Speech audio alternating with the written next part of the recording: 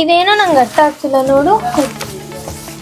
ತಿರುಳ್ ತಿರುಳ್ ತಿರುಳ್ ತಿರುಳ್ ಕೊಡ್ರಿ ನಾನು ಓದ್ತೀನಿ. ತಿರುಳ್ ತಿರುಳ್ಗನ್ ತಿರುಳ್ಗನ್ನಡದ ಹೊಸ ಕನ್ನಡದಲ್ಲಾದ್ರೆ ಆರಾಮಾಗಿ ಅಂಕಗಳನ್ನ ಕಲಿಸ್ಬಿಡ. ಆದ್ರೆ ಹಳೆ ಕನ್ನಡ ಇದೆ ಅಲ್ವಾ, ಕಬ್ಬಿಣದ ಕಡಲೆ ಇದ್ದಂಗೆ. ಹೌದೇ, ಹೊಸ ಕನ್ನಡದಲ್ಲಾದ್ರೆ 95 ಆರಾಮಾಗಿ ಸ್ಕೋರ್ ಮಾಡ್ಬೋದಾದ್ರೆ ಈ ಹಳೆ ಕನ್ನಡನೇ ಇರೋದು. ಏನಾಯ್ತು? ಇದಾ ತಿರುಳ್ಗನ್ನಡದ ಬೆಳ್ನುಡಿ.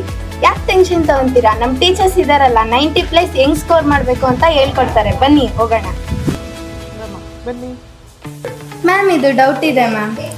ಓ, ಇದಾ ತಿರುಳ್ಗನ್ನಡದ ಬೆಳ್ನುಡಿ. ಅದೇ ನಮ್ಮ ಮುದ್ದಣ್ಣ ಮನೋರಮೆ ನಡುವಿನ ಸಂಭಾಷಣೆ ಕತೆ ಹೇಳ್ತೀವಲ್ಲ, ಆ ಪಾಠದ್ದು ತಾನೇ ಇದು? ಓ, ಅದು ಜೋರಾಗಿ ಮಳೆ ಬರ್ತಾ ಇರತ್ತೆ. ಮನೋರಮೆಗೆ ಆ 3 ದಿನದಿಂದ ಬೀಳ್ತಾ ಇರುವಂತಹ ಜಡಿ ಮಳೆಗೆ ಮನ್ಸಿಗೆ ತುಂಬಾ ಬೇಸರ ಆಗಿರುತ್ತಲ್ಲ. ಅವಳು ಮುದ್ದಣ್ಣನಿಗೋಸ್ಕರ ಕಾಯ್ತಿರ್ತಾಳೆ.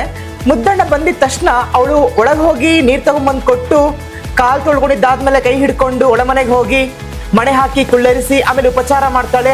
ಆಮೇಲೆ ಕೇಳ್ತಾಳಲ್ವಾ, ಕತೆ ಹೇಳು ಮುದ್ದಣ್ಣ ಅಂತ ಹೇಳಿ. ಆ ಕತೆ, ಓ, ಈ ಕತೆ ಹೇಳ್ಬೇಕಾದ್ರೂ ಅವತ್ತು ನಿಜವಾಗ್ಲೂ ಮಳೆ ಬಂದಿತ್ತಲ್ಲ, ಅದೇ ನೆನ್ಪಾಯ್ತಾ ಕತೆ? ಅರ್ಥ ಆಯ್ತಾ? ನೋಡಿದ್ರಲ್ಲ, ನಮ್ಮ ಕಾಲೇಜಿನ ಉಪನ್ಯಾಸಕರು ಎಷ್ಟು ಸರಳವಾಗಿ ಹೇಳ್ಕೊಡ್ತಾರೆ.